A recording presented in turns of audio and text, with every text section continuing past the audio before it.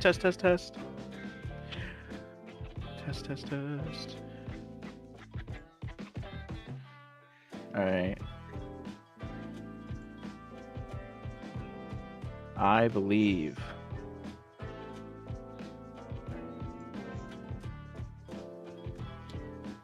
Oh, there it is. Cool. All right, I hear it. Okay, with that being said, good evening, everyone, and welcome to the 13th MEU, The Briefing Room, episode 30. I'm Captain Takeda Hideyoshi, company commander, and 13 of the 13th and Lotus Actual. I am Ensign White, CO of EMC. First Sergeant Yogi, Senior Enlisted Advisor, and Hermes Actual. I'm Gunnery Sergeant Ace, Admin Enlisted Advisor, There it Admin is. Enlisted Advisor, and Swiss Army Knife. I'm gonna beat you. He'd enjoy it.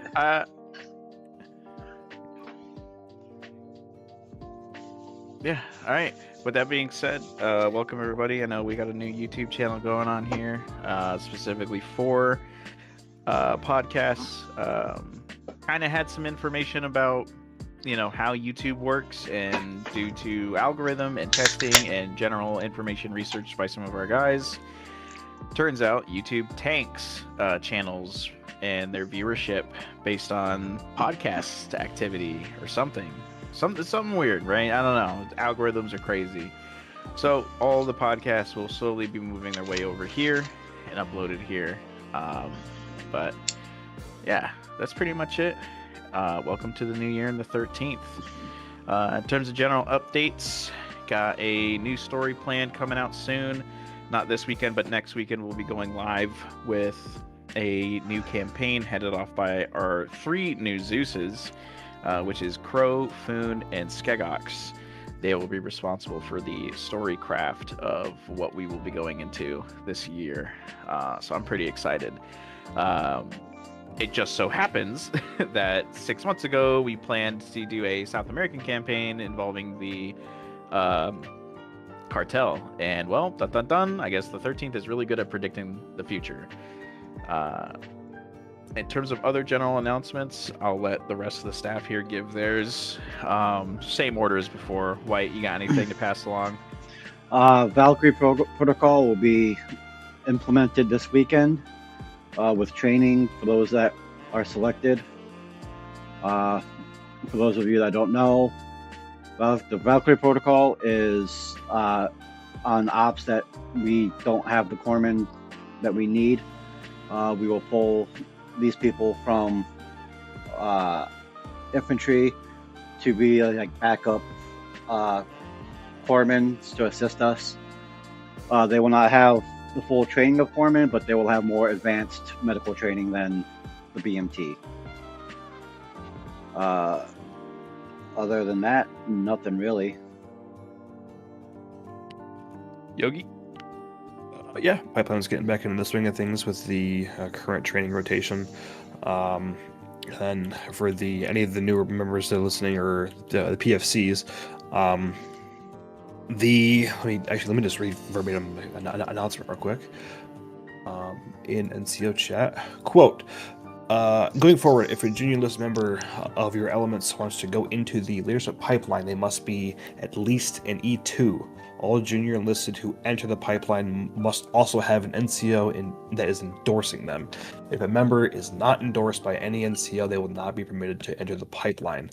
It is implied that if you are the NCO endorsing your Marine or sailor, you should be their mentor and their first line should they have any questions or any help with the pipeline. There is an exception to this, and that is for E1s that are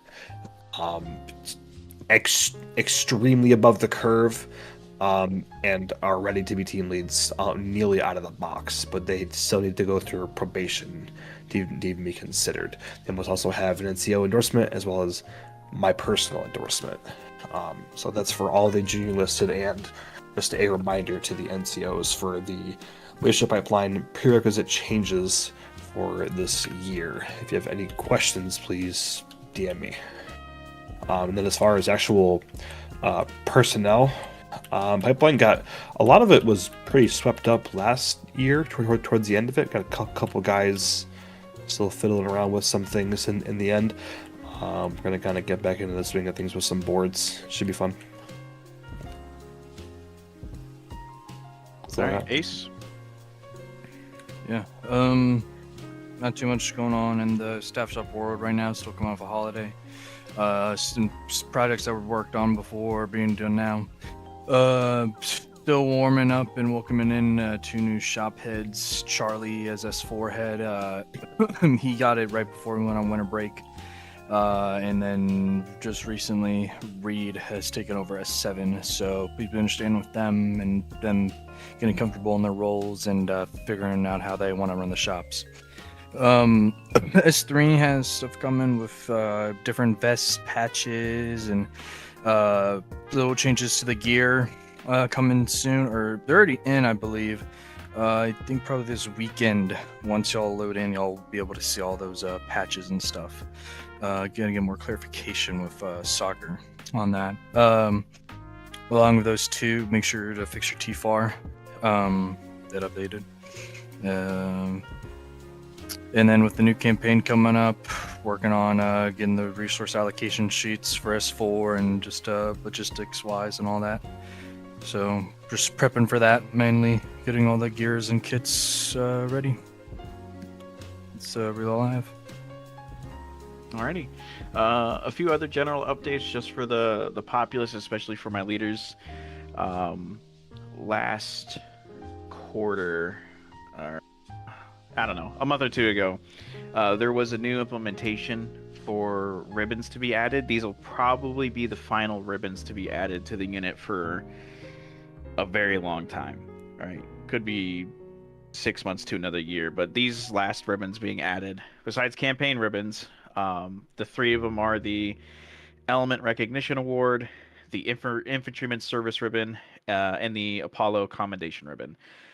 To quickly summarize each ribbon, the Element Recognition Award, it's an incentivized ribbon system to essentially, if you're Tuma and you think somebody in the infantry is doing a really good job, whether that's a junior or a senior leader or just one of the regular guys on the ground, you as an element can shout that person out by basically awarding them a ribbon from your element of Tuma to them as the element's recognition, and vice versa. Infantry to Tuma, Tuma to Meki, Meki to S6 and comms.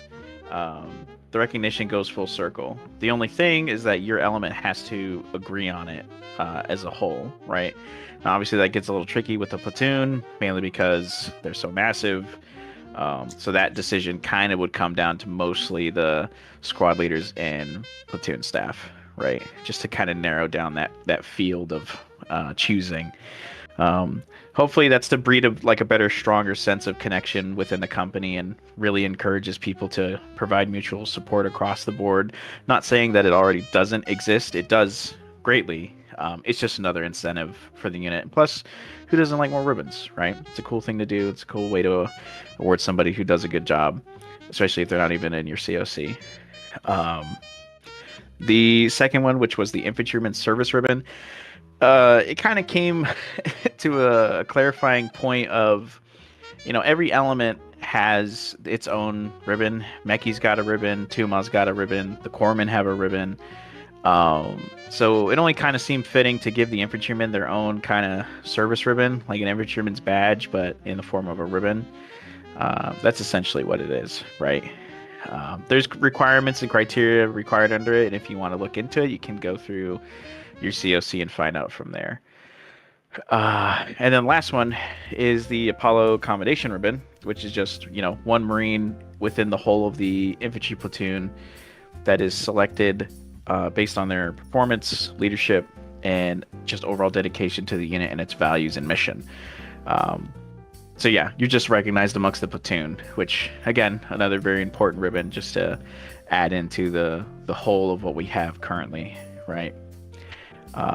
Those are the 3 final new additions being added for quite some time in terms of their own independent, unique ribbon system.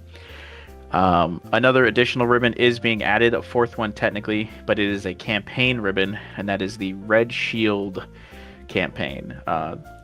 Remember, the minimum attendance requirements for any campaign ribbon is 4 weeks.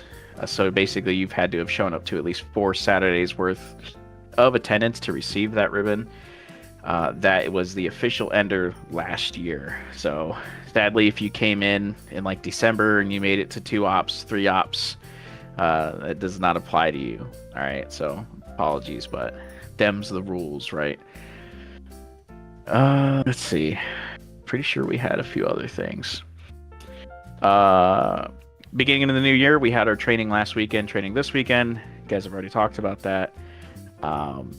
There is going to be a look into members in S7 getting a Rotary qualification for the process of training only. We've never really had to need it in OP in the last 3 years, so we shouldn't need it for the future, right? But I think it'd be good for training purposes, just so that infantry can expand their horizons in the event that just 2 my personnel can't make it.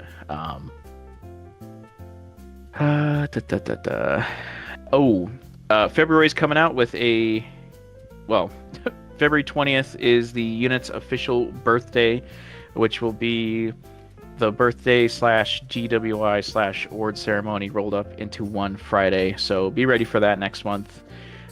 It's a big one. It brings us to our 4th year officially.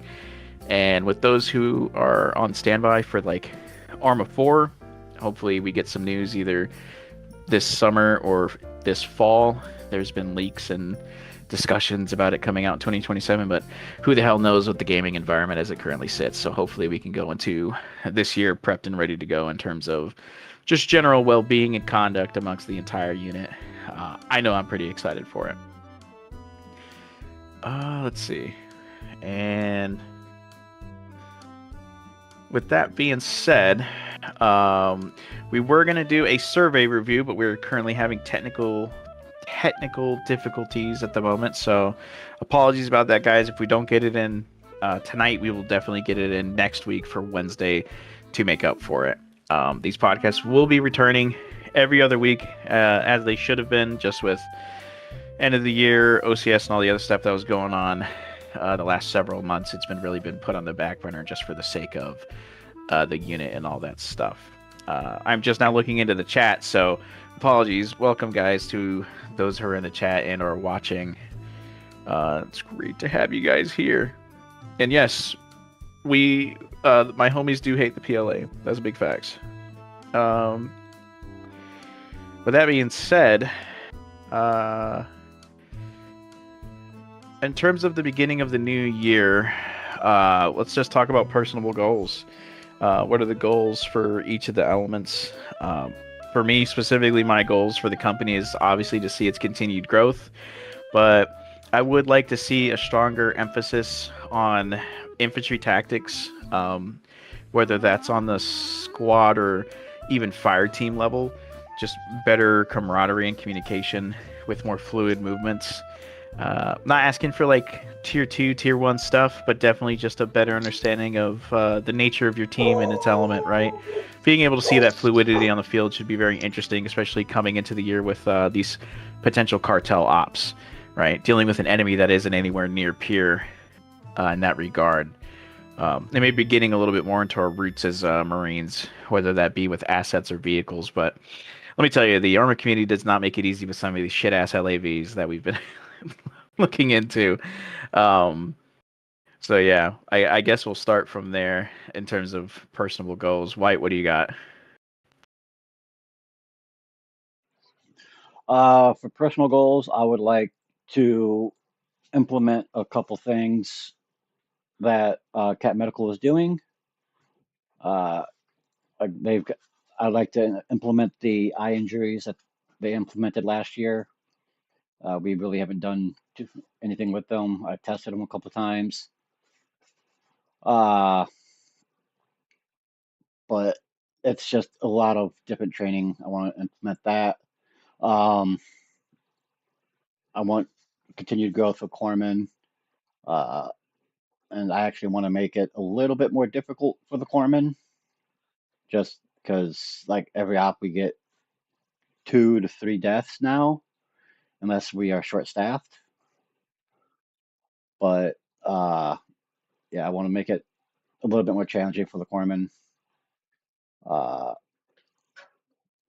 yeah, that's pretty much about it. What about you, Yogi? I haven't talked about this much, but I've been trying to think about this for the past few months. Eventually, I want to kind of, appoint someone as the new comms head.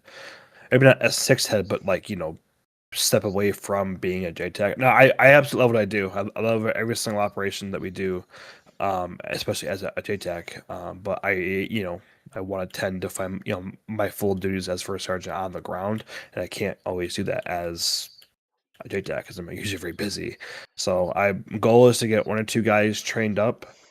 To be JTACs it's a long, arduous process, but I got guys in there that can do it right now. I hope Bandit could take it over, but he's busy as all hell. I haven't heard from him in a little while, so who knows? Booker's next logical step, so hopefully we can, in due time. I think he'd be a good fit for it. But yeah, that's my I don't know about your goal, but that's my long term goal. Eventually, step away from comms, as a whole, but hand it off to somebody and see what they can do with it. And let the element keep growing, even if it's full. As it sits now with 2 JTACs and an RO and an FO, it's great. But if I don't hear from Bandit, we're going down to 1 JTAC, so it's gonna suck. And we'll see how it goes. But that's long term goal for my element. First sergeant goals, I want the NCO core built back up. It's decent.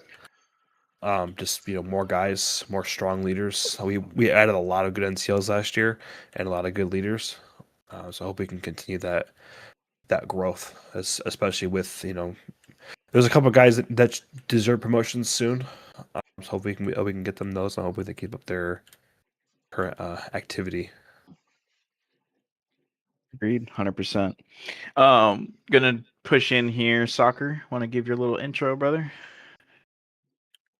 Can y'all hear me? Yes, Yeah. sir. All right. It's First Lieutenant Soccer, 2 Mile Ecto. All right, welcome on, Soccer. Just covering kind of the basis of general announcements and things like that. We don't have the survey to go off of, so just waiting for that to kind of become available to whoever gets access first. But first things we talked about was just general announcements and information. So maybe if you want to pass on stuff about TFAR or S3, vest updates, helmets, gear, kits, or just things for the unit to look out for and personal goals. If you want to chime in here after Ace, by all means, just so you're tracking, I'll give you a minute to think about it. Right. I'm gonna pass this over to Ace, and then we'll pass it up to you. All right. Yeah. Goals. I wouldn't really say I have any objectives. I more want constants to keep on occurring. What I mean is like what we have now is good. Like one of my goals is I hope I don't have to pick a new staff head for any shops this year. That'd be pretty nice because every time I do it, it just feels people. There's not many people wanting to do it, or there's just not a lot of people capable, or not necessarily capable. They just aren't fit for it.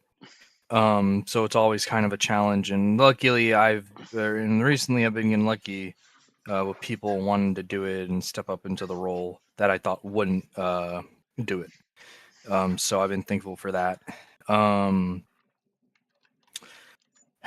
Kit checks for people, they've been really lax last year.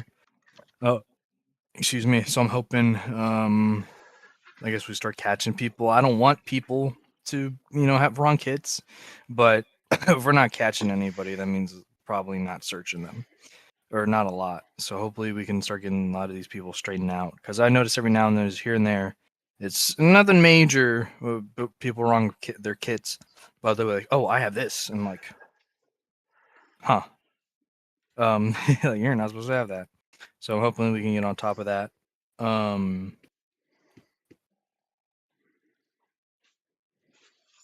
It's really the only staff shop goals I have. Hopefully we keep on recruiting pretty good. The Reddit's been great. This one as a whole been doing pretty good with recruiting guys, doing interviews. Media too. They've been giving me a lot of good pictures to post on the TikTok. And apparently that's been getting some guys too. Yeah, that's pretty much all the goals that I can think of off the top of my head. Alrighty. Soccer, you got anything you want to pass along in terms of info and possible goals for the year? Yeah, I got a few things. So the new vests are out along with Desert Ops Core helmets, Desert Garrisons. Let me think. Yeah, all the custom gear is up to date in terms of like Desert Garrisons, Woodland Garrisons. And then we're working on ribbon racks for the award ceremony in February. May be able to get it done by then. Just waiting on a few things to fall together for that to be fully finished. TFAR was updated, so make sure you read the announcement about that. Just to show you how to update it. But yeah, the vests, they have a patch for each individual element. So wear those, helps you identify who's with who if you ever get lost. And also looks cool. As far as like year goals, I'd like to fill out the infantry more so we can get more guys in Tuma. I think it'd be really easy to just fill 2 more slots in Tuma and bring people into that, but it's no point to have 10 pilots on when we got 20 guys on the ground, and it's kind of like an imbalance.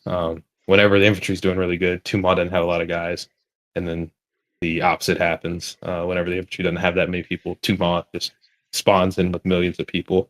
So I'd like to get like a linear growth in both of those at the same time. That'd be nice. But that's about all I got. That linear growth issue is such a systemic thing in terms of Milsim, though. Like, even over the past 4 years, ups and downs, people coming and going. It always seems like that is the truth of it, ain't it? Though, like, Yeah. infantry goes. If the infantry grows, every other support element fucking loses people. But when every It's other support element starts crazy. getting people, the infantry start dying. Like, dying isn't people not in the unit anymore. Whether that's through retirement, discharge, whether general or dishonorable, getting kicked out, whatever have you. It's just some weird rotating ball we can,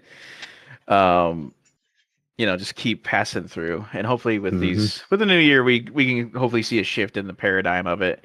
And it looks like, knock on wood, which I'm doing right now, we've kind of broken that little gap that we were dealing with. Honestly, I'd give a huge shout out to the guys in S1, the media team, and especially to the new platoon staff. Well, they're no longer really new. I think they're pretty settled in their roles, respectfully, between Charlie and Venom. So they've done a pretty damn good job with, I think, balancing between locking in the platoon and in terms of their training and general conduct. Not super serious, but finding that good middle ground that the 13th has always, vouched for, but struggled to maintain. Right. So I agree and hope for the same, Soccer, 100%. Yeah. With that being said, everybody, timestamp it right now. Actually, we were able to get access to the unit climate surveys, so yeehaw. Let's see. So this person posted, what feedback do you have about anything that wasn't addressed in the questions above? And so this says, as a member of Tuma that's not in a command level position, I would like to see like a poll or something that asks how pilots are feeling about airframes being added or removed from the service, and a poll or something for what the next Tuma specific training could work on. Soccer, as the main Tuma guy here, what are your thoughts on that? Yeah, so the first one, the poll, that's something I talked to Veebs and Dubs about. We just gotta sit down together all at once with time zone differences. Dubs is crazy busy with life. Thieves is and the land down under. And then me starting with school and stuff, just had hard time getting lined up on the same time. But we are going to do a poll just to get everybody's thoughts and opinions because I do think that is important, something that we might have overlooked in the past. And then the second one, so we used to do pretty like in-depth training things, like training plans before, not necessarily the con ops, but we'd have a good layout of the training. But it's hard to do that when like the current TUMA training attendance for the last 2 to 4 months has been 1 to 3 people, and 90% of the time, 2 of those 3 people, if there's 3, is myself or Dubs. And so it's hard to plan a training for me and Dubs. But with the growth of TUMA, we just got Lemon back, got Spicy, Noah, and then Shogun, depending on work, should be able to start setting up some solid like TUMA training plans prior. I just don't want to spend a bunch of time that I don't necessarily have to write something up, and then 2 people are there and can't really do training for just those 2 people. I got you 100%. All right. Did you want anything else to that one? No, that's Pretty much it. about all. All right. So actually, I'm gonna go from the survey to the chat real quick. And somebody asked, can EMC get a real patch rather than the dock one we have right now? Feels lame not having an actual command insignia. Well, I guess in the order of that question, White, how do you feel about that? And then I guess whatever with White says soccer, what would be the abilities of that from S3? So White, go ahead. I personally like the dock patch. But yeah, it's not just up to me, it's up to the rest of the element. If everybody wants a different patch, that's fine with me.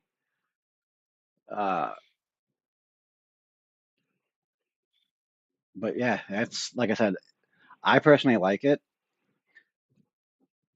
Yeah, because the Corpsmen have the I can't remember what the hell it is in Latin, but it's like the Inignatus insignia with like the staff and the snake wrapping around it, or serpent. The Caduceus. Yeah. If you guys, I mean, maybe it's something that instead of on like a patch on the vest, maybe it could be something on a backpack that you guys wear primarily. Yeah, Demons even said they will design it themselves. Yeah, I guess that kind of, if you're cool with that, White, then soccer, what's the feasibility of something like that? I mean, I could change the patch in like 10 minutes. This was like the old patch that was on the old MMAX. I just put it on every other set of vests. I personally like it, but if that's not the consensus from the entire element, I have no issue changing it. But another thing, the patches are supposed to kind of help identify what element you're with. There's only one element with a black and white patch on the middle of their vest. So I'd say if y'all do design something, try to design something that doesn't look like the other patches. It can have some of the similar like features of it, but just something that makes y'all stand out more because people are down. They need a Corpsman. They don't want to be looking around. You can easily identify a black patch when nobody has that. Mm-hmm. And yeah, Demons in chat. Well, White, do you want to explain it? Because I think they may not know what a caduceus is. It's the medical symbol. It's literally a staff with wings and twin serpents going up the staff. It's what our element symbol is. Let me find it here. And I could post it in 13th. Yeah, just go ahead and post it in 13th.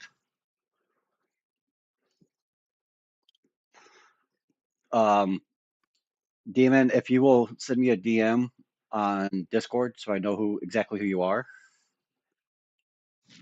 We don't know YouTube names, Discord names are all different, so not exactly who you are. My apologies right now. But instead of doing the patch on the vest, could we do it on one of the, like Cap said, on like one of the bags? Yeah, there is a slot for a patch on the backpack. I could always just swap those two. So when you say instead of the vest, do you not want a patch on the vest at all, or Like we keep the dock patch on the vest, and then put the emblem on the bag that we'll use. yeah, we could do that. It's completely up to y'all. Whatever y'all would like, I can do. And then if you get me something before like tomorrow at like 5 Eastern, I can update it and it'll be in for Friday. All right. This is mainly for soccer. I know before I left, I expressed deep interest in the interactive F18 mod. Would that be something of interest to have as an option for the future? Another thing like Hatchet, love to have it. But as all mod proposals, they got to go through like pretty extensive testing of things like that. Even more testing because at during the beginning process of Hatchet, there were some issues that it caused server side. I don't know if it was just like the Hatchet version. They don't cause those issues anymore. But I know that mod. I like that mod.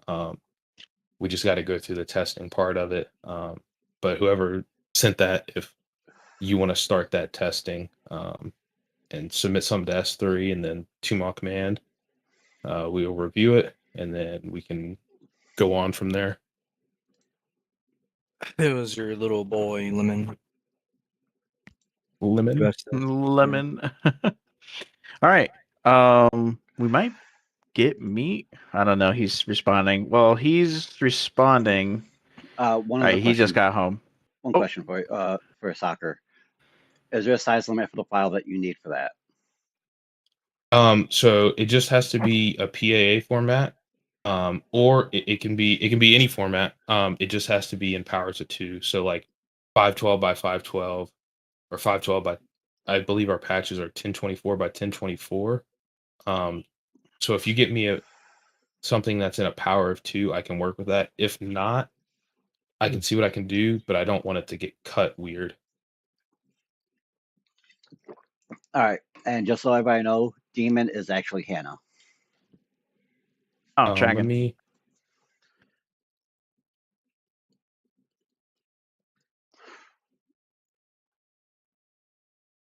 Yeah, for those who don't know as well, while we're sitting here, the Caduceus is also on the the 13th emblem, like the diamond with the red and blue outline, centralized by the lotus symbol for the command team, followed by Tuma, Apollo, and then the Caduceus.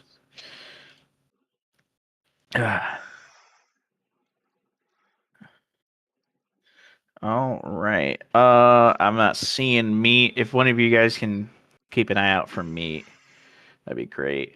Did you guys have anything else to add on, or you want me to put out another podcast question? Go ahead with another question. Okay. Okay, this one says, what do we know about the next campaign and who/what are we fighting?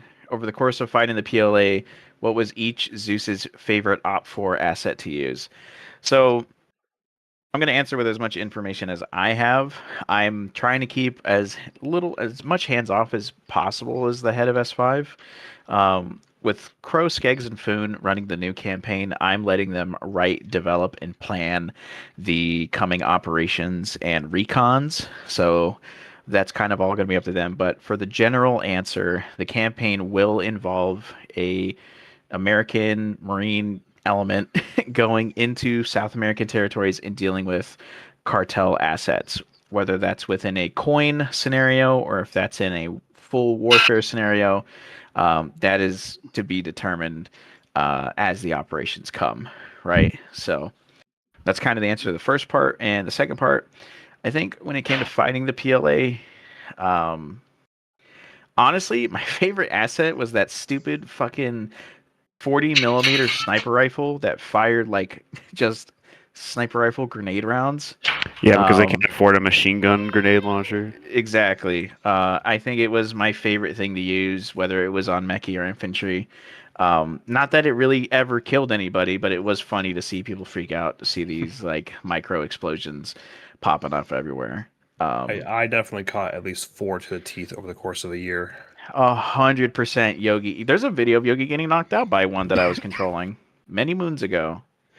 Yeah. With that being said, welcome to tonight's guest, which is Corporal Meat. Do you want to give your little intro there, Good Meat? afternoon. I'm just about the goobiest corporal in the whole unit. A little bit gay, or maybe a lot bit gay. I'll let you decide. Goobius is accurate. Goobiest is accurate. Very good. All right. With that being said, I'm just going to ask you a question straight out that I asked everybody else here. What are your kind of plans, either for yourself and for your element, for the beginning year here? What's your goal? What do you want to be doing? So, as of right now, I'm just trying to continue getting that, that leadership experience, trying to work it a bit, because time, practice makes perfect, and all that. My biggest plans, I'm sure Reed would probably tell you the same. We're trying to turn blackjack, make blackjack great again. You know what I'm saying? So we're drilling them basics. You're gonna start getting into some more advanced stuff. Really try to make a little bit of a name for ourselves this year. All right. What about for you?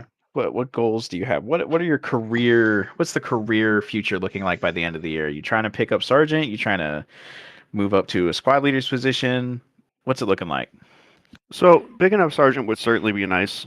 I wouldn't say it's my primary goal. I guess it just depends on if y'all end up seeing fit, depending on how my leadership how that goes as the year goes on. But as I'm probably sure I've told everybody in this unit 30 billion times, my goal is to make Demon great again. Go be Demon actual whenever that opens back up to infantry, if it opens back up to infantry anytime soon. But for right now, what I'm trying to do is gain that experience, prove myself, prove that I'm capable of doing it. So that way, when and if the time comes, I can hop into that position and be the best I can be. Hoorah. Fucking well said, honestly. No, man, that's awesome. That's a great goal, and I hope you fucking succeed in it, and I hope the unit succeeds in the endeavor of getting to that point of members. I would love for Apollo to be full infantry again, and for, well, frankly, Mechie to be its own platoon element again. But we got numbers to meet and people to promote, so hopefully over the year we reach that goal, right?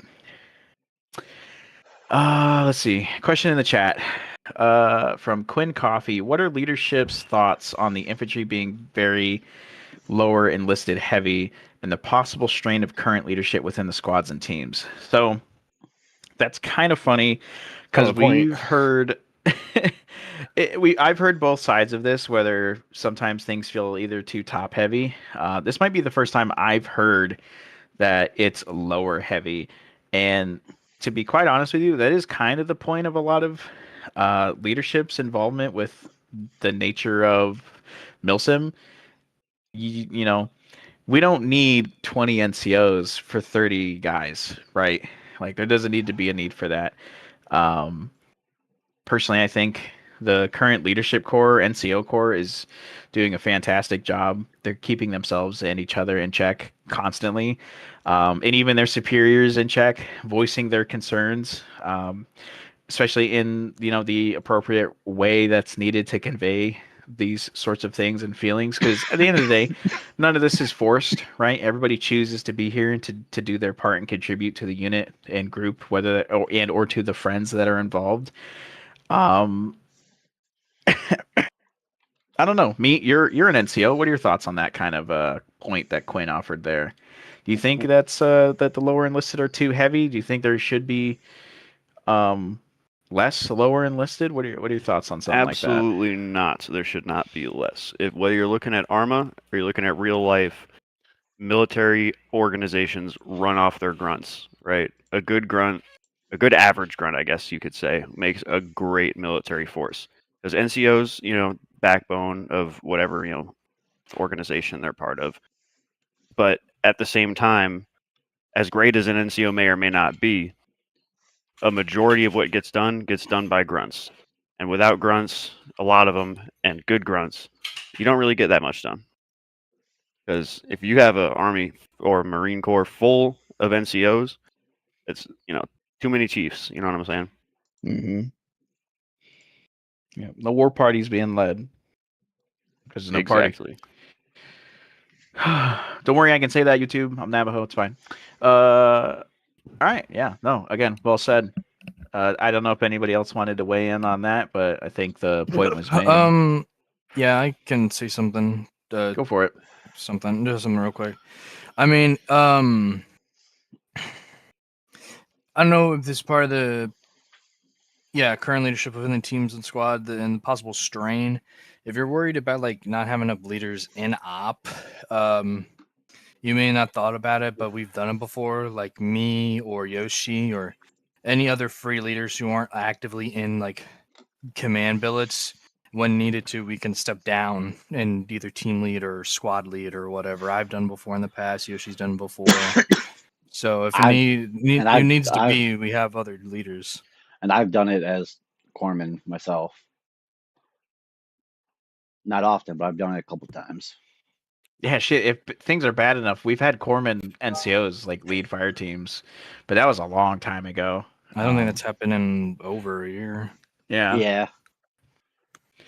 But there are levels to this, right? I think if there's any real strain, I'm sure how to say this properly, but it's like the NCO Corps defines itself. That's kind of the point that we're at, right? Whether or not the NCO Corps is strained is, I'm here to help facilitate and guide that issue, and so is Yogi and Ace. And if it was that way, they would tell us, right? And we haven't heard anything like that. And that could be to a slew of other reasons or issues, but I think the current NCO Corps is very squared away individuals, and they know exactly what they've gotten into. Yeah, All right. From my experience, I think like we're at a good level from lower enlisted to NCOs. To me, it seems like it's a good balance right now. But Agreed. it's again, we haven't heard anything from the NCO saying, "Hey, this is too much. We need another NCO or anything." So unless they tell us, we don't really know if it's too much for them or not. Honestly, from my perspective, I personally, at least from my element, I feel like we could use a little bit more Joes because on paper, we have a full element, and whether it's due to real life things or just lack of interest, I feel like a good, not a majority, but a decent amount of them don't always show up, which is to be expected. Real life always comes first, and so on and so forth. But I feel like honestly, I could probably handle 2-3 more Marines, and I'm sure a lot of our NCOs now, because like you said, we have a lot of really solid NCOs right now. I feel like we could handle a little bit more. They get recruiting. They need more. Man, and don't let what we say here stop anybody from listening. Like, if you guys want to be a part of that, if you see something wrong, you want to be part of that fix, go the pipeline, right? Be an NCO, be a team leader. You don't have to go all the way through. You could just make it to a TL spot and be a fire team leader, right? To help out and alleviate that stress, whether that's in op or in admin. If you're a PFC, you can join a staff shop, assuming the head allows you in, right? But semantics of it all. I'm going to go ahead and keep pushing through here because we have answered 2 questions and there are a lot. So, says, do you have any ideas that you may want to see used to continue building the unit? And this person said, I think more special events would be pretty fun, playing pseudo ops as other units, different time periods, etc. I'm not opposed to it. It really comes down to other members that are Zeus qualified to create and set up those events. Really won't happen on Fridays or Saturdays. If it does happen, it'll be an off day. It'll probably either be Thursday or Sunday. I personally don't have the full will to put half of my week into that. I've been doing Arma for 4 years straight, no LOA, none of that. So, yeah. If the other Zeuses want to push for stuff like that and hold those events on either Thursday or Sunday, I'm totally for it and supportive, but that's kind of on their time thing. So harass your fellow S5 Zeus's out there. I think that was my answer, to be honest. It sounds very familiar. I will also say this. I don't know. These are all anonymous, so I have no idea. So And that's how it should be. I want to say this real quick, Cap. We have tried this in the past as well. Like we've done like the Vietnam stuff like that, Yeah. and it would last a month, month and a half, and then just drop. Then just Die. like yeah, because Yeah. people lose interest in it. So So that's kind of the point of it, though, is that I mean, it shouldn't like our play should be a big point in it, but a handful of ops could be fun. I don't think anyone's asking for every Sunday to be a Vietnam op, but if we go to like, hey guys, we're gonna every other month we're gonna do a Vietnam op, I think that'd be plenty of interest. Yeah, because I think that was the idea I had behind it. Was like onesies, twosies, not like a regular occurrence, but just every once in a while change it up, break up the monotony a little. Yeah. At least that was the idea I had. Well, you could definitely push that up through Crow, Foon, or Skeggs, right? I mean, new heads, new bodies, fresh minds. Shit, if it is once a month, then that should be perfectly fine. As long as it's well organized and maintained in a timely manner on not Friday or Saturday, it's cool with me. Because there's all sorts of things that can be tapped into there, but I'll let you get on to the next question. 100%. Yeah, and I apologize if I feel like I'm speeding through this. It's already been an hour, and like I said, we have not hit a lot of these questions. So somebody asked, what is the process or thought process that goes behind making the story or ops? So in a summary, the thought process comes in several different ways in terms of, what is the current manpower and capabilities of the unit? What is the overall story that not only involves just leadership, but it can involve the lower enlisted as well? And then the third part is, is it tangible for all elements to have fun? Can Tuma have fun? Can the infantry have fun? Can Meki have fun? Because inevitably the balance that Zeus's have to do is anybody can slap like 50 dudes on the battlefield, and call it an op. The real skill comes from, the right place, right time, the right kind of units, like this convoy coming from the east that Tuma can deal with. And oh shit, these two shitty T-34s just appeared from some bank in a lower riverbed, and so the Meki can go deal with that. And then there was this ambush in a town that you don't want to send the tanks into because of, it's a town. So you send in the infantry that's supported by tanks, and the corpsmen are in there alongside that. It's all these little gears and parts of the balance of, if everyone isn't having fun, they may as well not be there at all, right? So we have to take into account every single element, and sometimes we fall short, and it's just not feasibly possible at times. Like coin ops, if you're anything Meki, coin ops fucking blow. There's no way to make coin ops fun for people who drive tanks. Because besides tearing down a building maybe once in the op, the infantry are the guys that are in there investigating, putting knees to faces, that whole shebang, right? At least Tuma flies around and provides ISR and recon updates, but yeah, that's the overall summary of what I'd say is the main thing is, are people having fun? All right, let's see. So it's the same kind of question as what of our thoughts or insights, but it says, ask some FTLs and squad leads about the infantry they watch over, and ask them to give some that their infantry did right, like get some stories of stuff the people did right.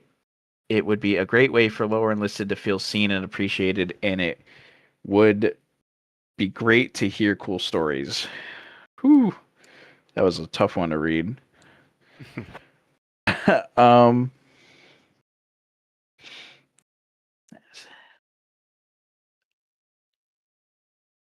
Did right, like some story. I have to reread that. Stuff people did right. It would be a great way to learn, unless they feel seen and appreciated. I guess it's just asking for team leaders and squad leaders to provide stories or insight like what they did right. This kind of sounds like an AAR, like a element debrief. That's what I was thinking. So this might be someone new. Let me see. It was a junior enlisted, so it might have been someone new. But yeah, these normally happen after every op and training, and if they're not, they should be happening. Another way that appreciation is also shown is by you getting written up for awards and events when it comes to the award ceremonies we hold once every 2 months, right? This period was a little longer just because of the Christmas break, but that's a whole other thing. But yeah, I promise you that your leadership should be reviewing anything and everything involved, like with you. Let's see. In addition to providing an opinion about your command staff members, use discretion to provide any type of feedback about anyone else in the unit, praise, gripes, complaints, wishes, things of that nature. So this person said, every squad and team leader in this unit is absolutely amazing. They're always striving for improvement, and it shows. As a corpsman, I see things from outside perspective, and they're always better than I last saw them. Gunnery Sergeant Venom may need to cut back on the aggression a little bit. I personally think he's starting to get a little too serious, but I could just be misunderstanding the purpose of this unit a bit. For instance, if this unit is 80% serious and 20% fun, he's fine. But if the unit is meant to be 60% serious and 40% fun, or something like that, he should tone it down. Yeah, so the goal of the unit inevitably is to have Marine-like aspects, not to be 1-to-1 ratio of the Marine Corps. And, from his CO's perspective, I do think that he does get a little aggressive at times, or seems aggressive. But to be frank, Venom is also a, no nonsense, get to the point kind of individual. And he just wants the best for the platoon and the unit overall. I'm not excusing him for his aggression by no means.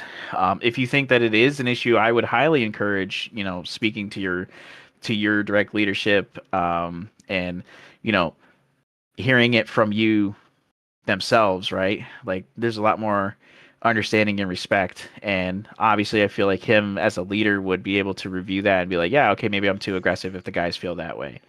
At the end of the day, he has nothing but good intentions for everybody here, right? That doesn't mean that I'm not gonna keep my eye and make sure he's doing his job and Charlie's doing his job.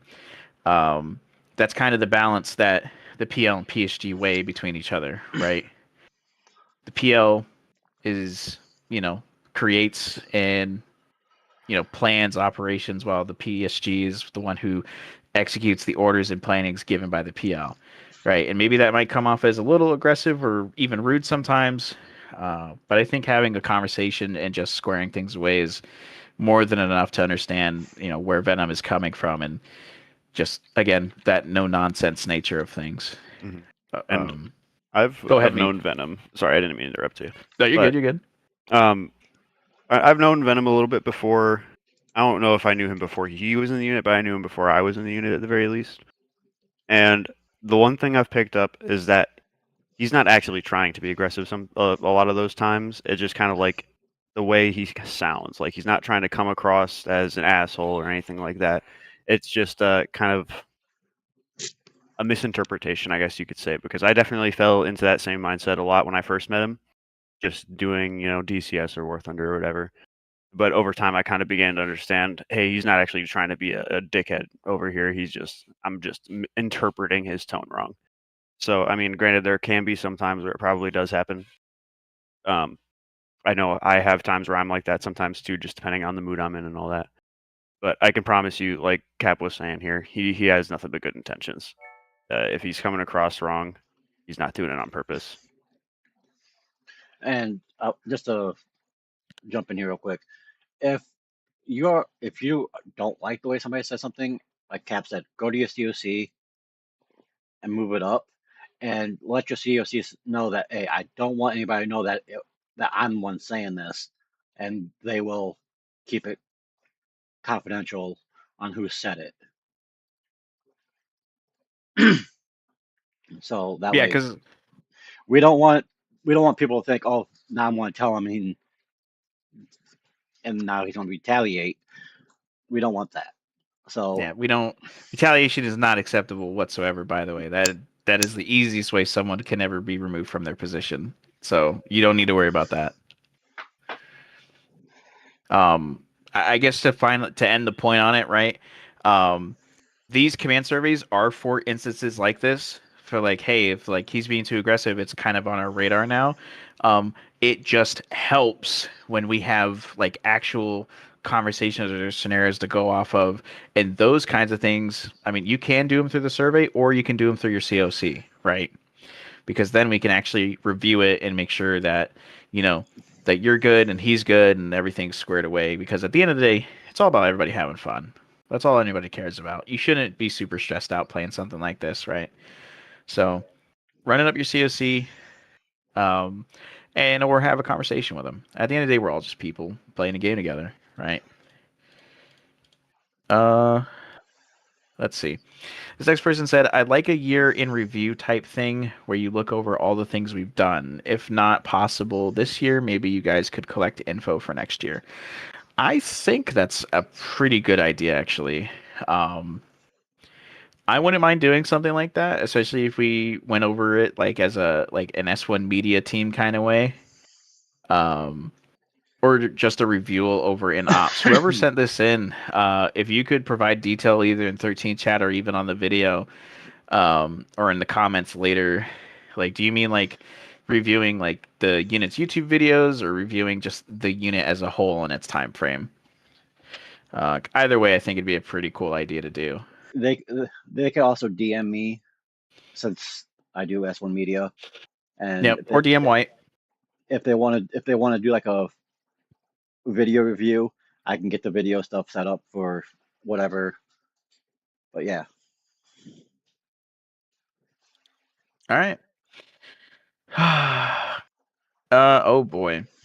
What is your least favorite part of Zeusing? Shit.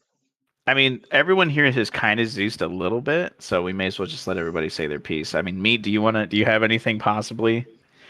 Whether that's in here or what you've experienced if you've ever tried Zeusing? So, in that little Liberation server I was running every once in a while with a few of the guys from the unit, I did hop into the Zeus position a few times. I think it's really fun. I think the most annoying part about it, if anything, is probably just getting the AI to do what you want them to, because they never seem to want to listen to me very well. Other than that, I have a lot of fun doing it and stuff. One of the bigger reasons I never tried to go into that is for the 13th was because as I was starting to realize, hey, Zeusing's pretty fun. There's already 3 people going through it right now, which are the people who are going to lead up this campaign. So maybe in the future, something I might try to look into. But as for right now, I'm fine just kind of doing the little mini ops on other servers with a few buddies. Hell yeah. Ace? I don't really. I think the most important. I never sat down to really try to like learn it, because this is the most interest to me. But I always thought, man, I'd probably get bored of it pretty fast. But for the position I'm in and all that, I've gotten Zeus before in my hands, and I messed around with it. I think the most annoying part for me would be, honestly, like sending people out, or not sending people out, spawning guys and like trying to get them to do stuff. Like giving them orders, because like I've tried to just mess around in Zeus, and I'd have like one side of blue 4, one side of op 4, and every time they get into a battle, they would just lay down. They'd always just like hit the deck and not move anywhere, and the battle wouldn't happen. Like they just don't do anything. They just lay down and take cover. I bet there's a way to make them not do that, but I just don't. I haven't took the time to actually learn how to do all that stuff. So I guess in my experience, that would probably be the most annoying stuff for me, just not having the AI be good fighters. I got you. Yogi? No, I rather enjoy juicing. I don't. As far as a least favorite part, I don't have much. Typically, if you set your mind to it, you can do it in Zeus. As long as you have your keybind set right, you can get around real quick. You can tell the AI to do what you want to do, and they'll typically go do it. I guess something I don't like is just the infantry or the enemy AI just doesn't like conga line, or like they love conga lines. But if you break them up into separate, like all in their individual groups, and you send them out, together, they typically don't do that.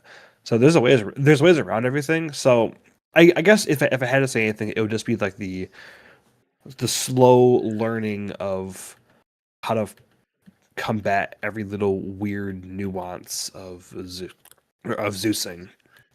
But other than that, I don't really have much else. It's just the long learning process. Yeah, I think my least favorite part of Zeusing would have to definitely be. It is difficult. Yeah, I'd have to say it's just the movement of the AI. And on a greater detail, it's the limitations of Arma 3 itself. It's very hard to convey a massive battle in the context of like a real battle, right? Like if I put more than 120 AI, there's going to be people lagging out. I have to slowly filter in units and let the bodies pile up, and then if there's too many dead bodies, I have to delete all, and I have to maintain that, maintain fun, and maintain immersion. And I think it's just the limitation of Arma 3 and its capability with its AI that to me is really damning. Which shout out to Reforger, because you can spawn like 300 AI and see minimal packet loss, right? So I think for me, that'd be my least favorite part.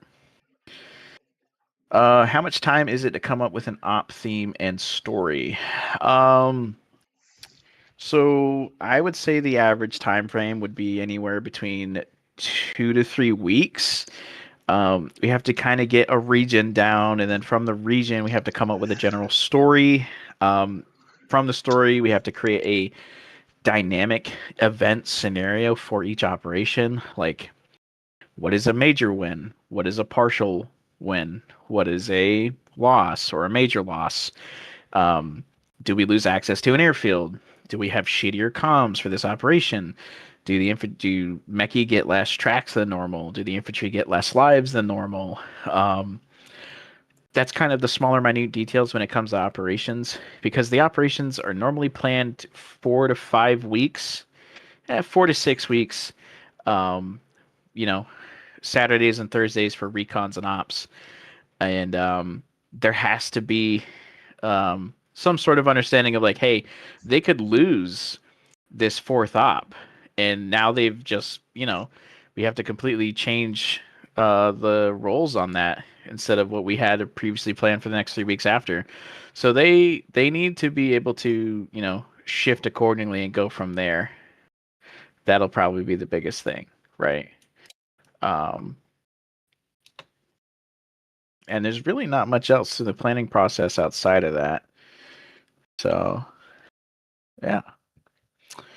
What else? More questions here. Okay. Please describe any disappointment, specific or general, that you may have in the unit or areas that need improvement.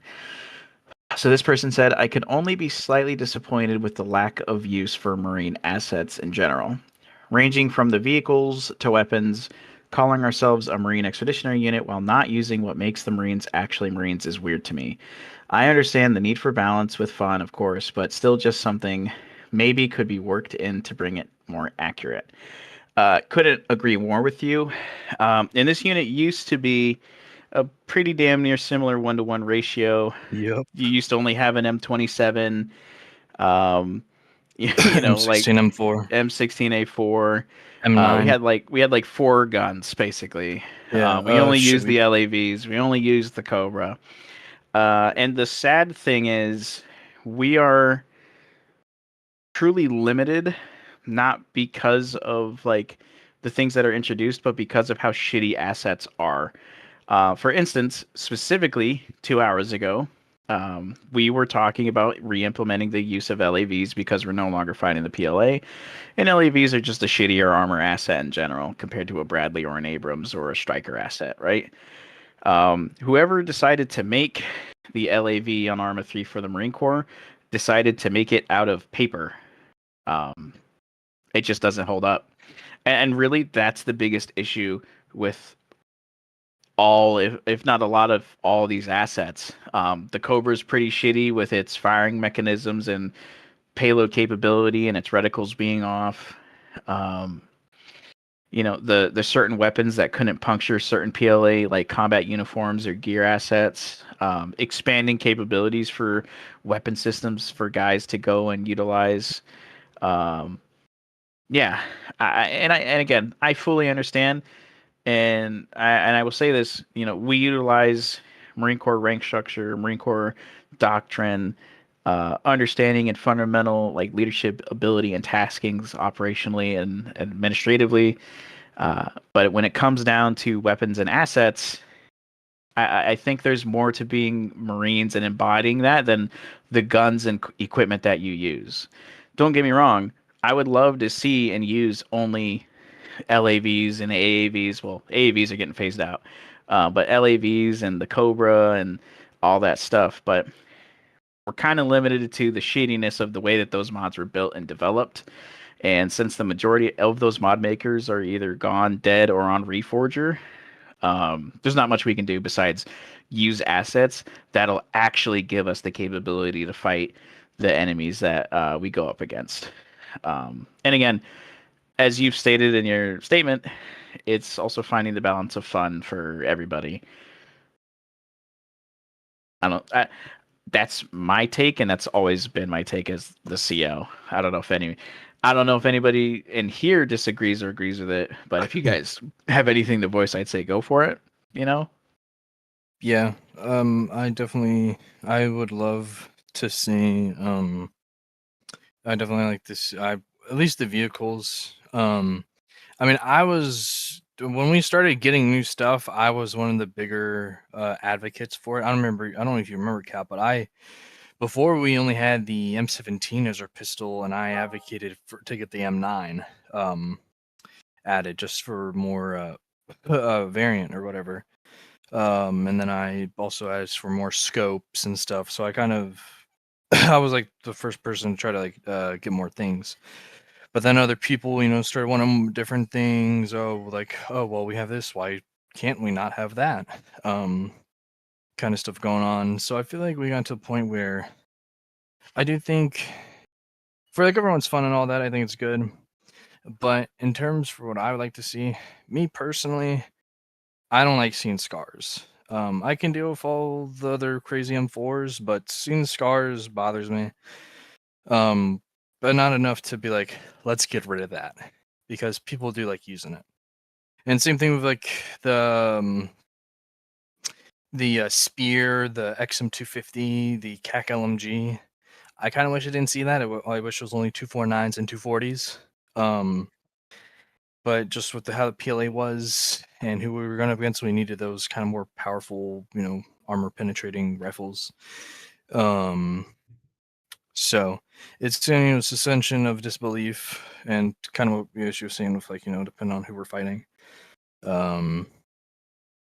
Maybe we can go back to that one day, but it's going to require like a majority of people in the unit to be like, yeah, let's revert.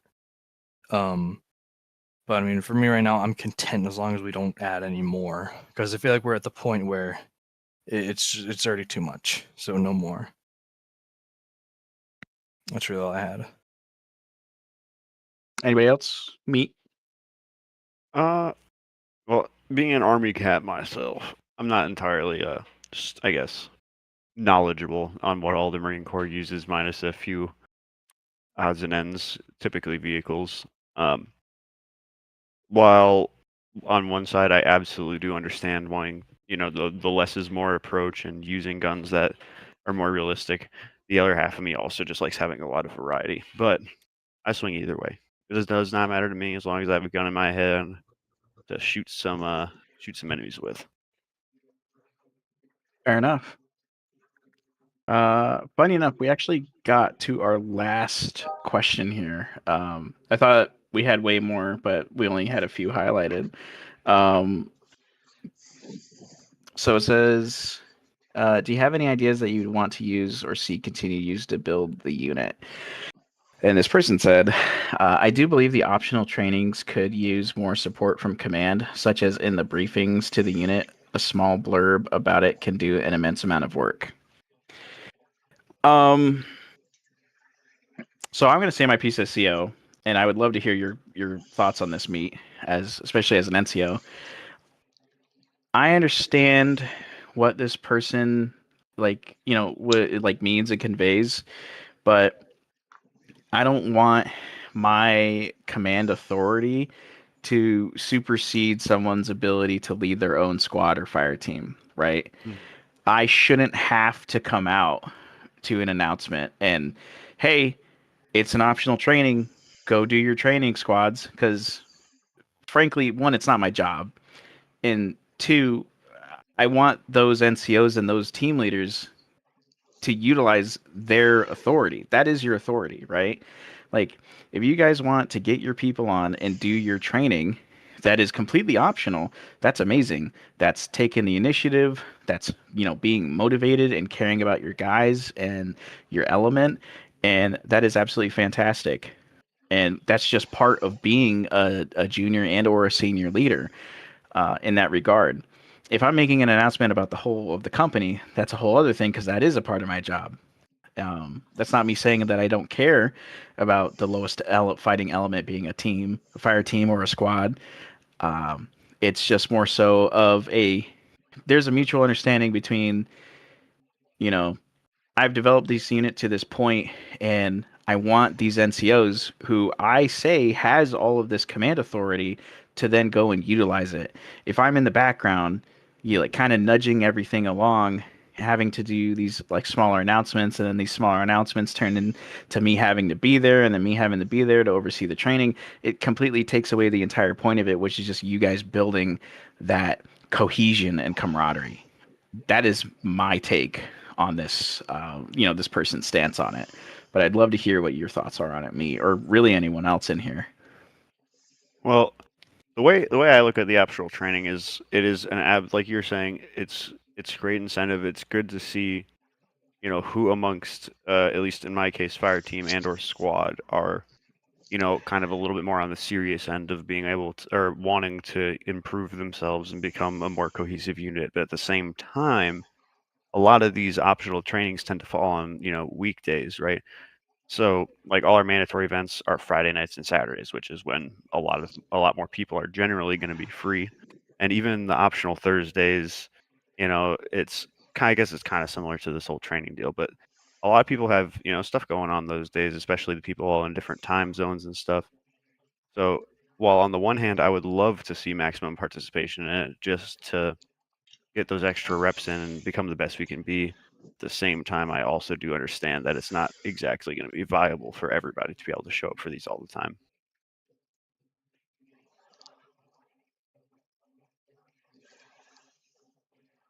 Oh yeah. Anybody else have any other thoughts? Yeah, I just say I think that if command says something about these optional trainings, it will feel more mandatory. And like a lot, like Meat said, people have busy schedules during the week, uh, and they can't get on. And then if they feel like they're missing mandatory stuff, that like they might as well not be here because they don't have the time to do the stuff. So it could be a bad thing for the most part, in my opinion. Like we would lose people by command saying, "Hey, you got these optional trainings to go to." Right there, it says, "Hey, you have to go to this." In my opinion, which defeats the purpose. Yeah. Are you done, White? Yeah. Yeah. The way I feel about it, y'all both made some good points, but I feel like if we're telling people for these optional trainings, especially if they're squad led or like team led or element led trainings, And kind of like me saying, it's for them, for the guys, for their emblem to get better together.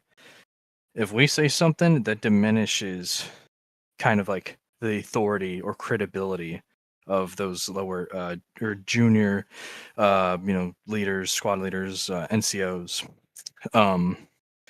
because okay, they give the order, no one listens, but as soon as command gets the order, they listen.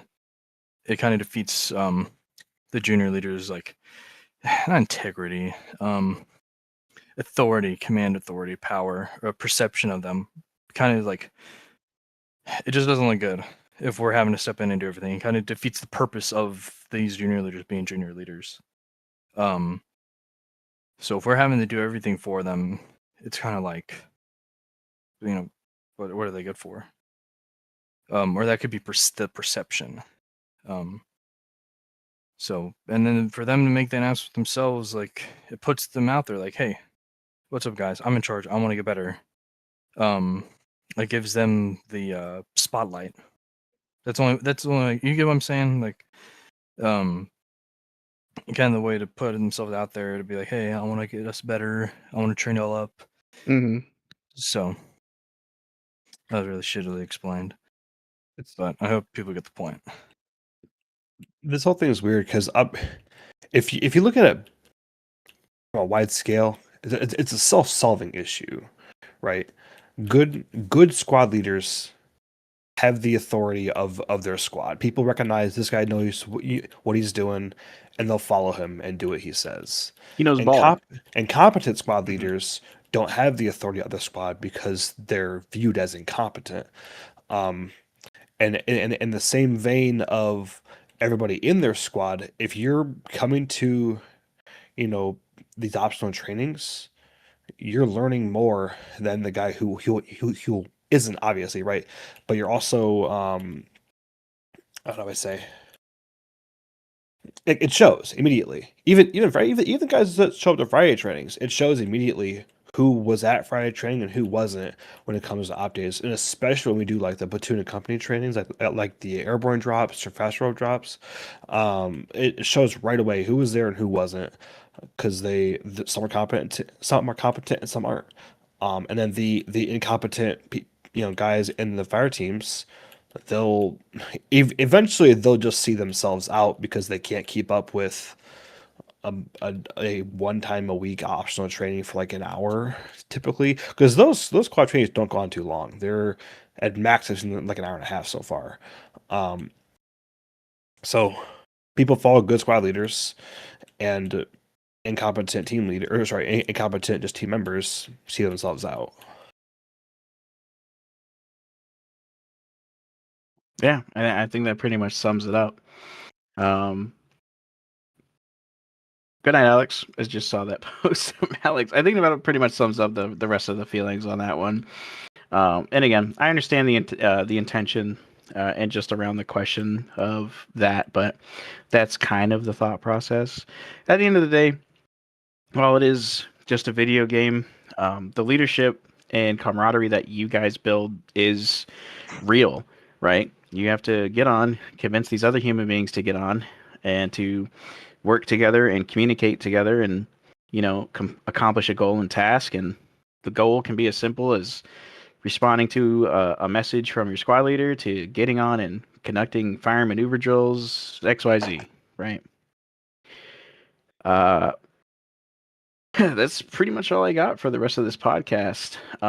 Did you guys have any other final points or thoughts? Or Meat, did you have any questions for the command staff currently present that you kind of wanted to poke at? Like any question that you want? Off the top of my head, not really. I feel the way the unit operates is a pretty straightforward process, minus some of the behind the scenes stuff, like the questions getting asked about the process behind making campaigns and that kind of stuff.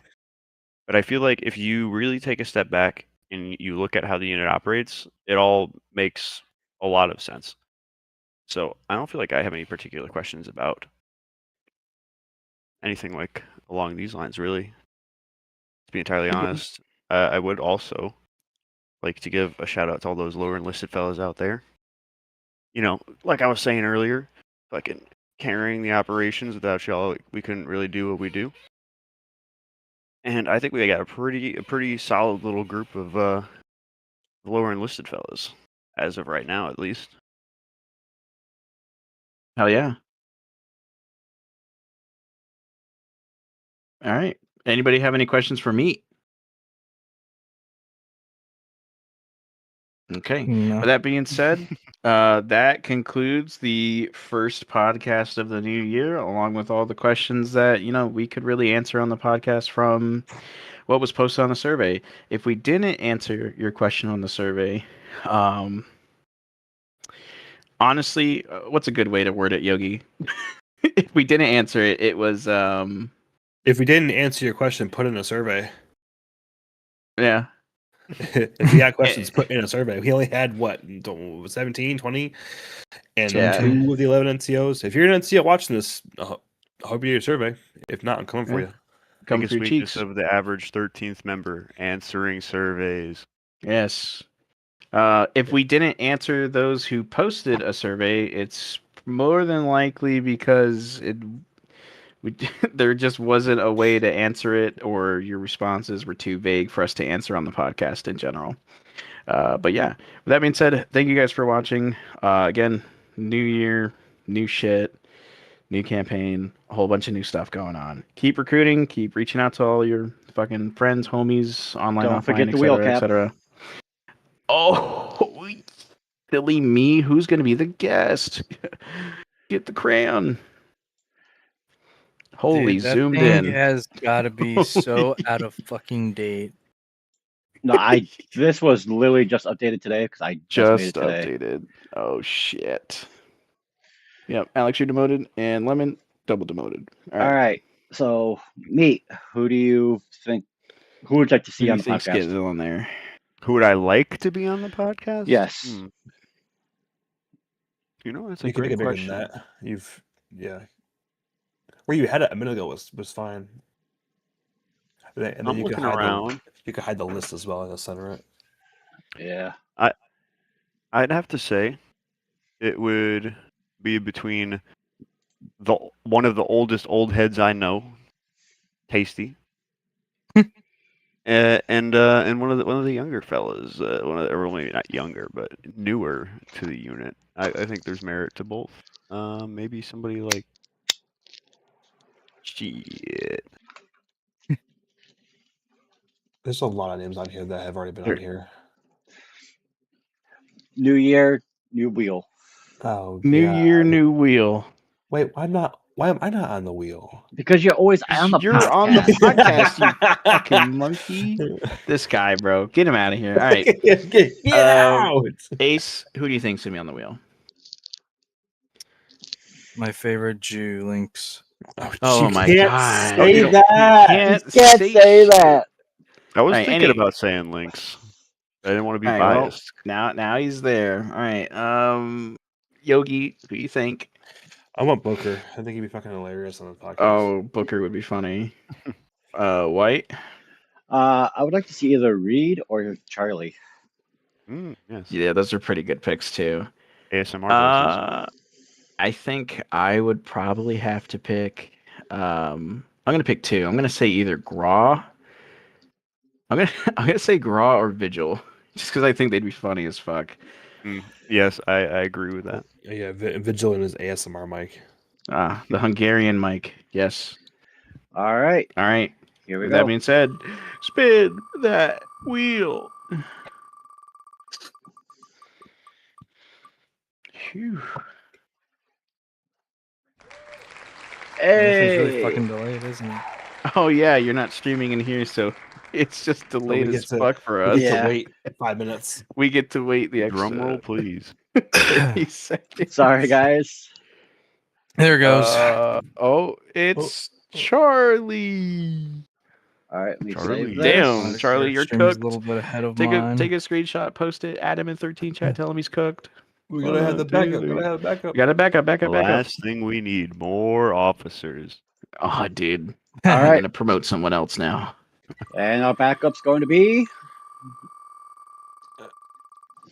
Just say it. I'll see y'all in 5 minutes.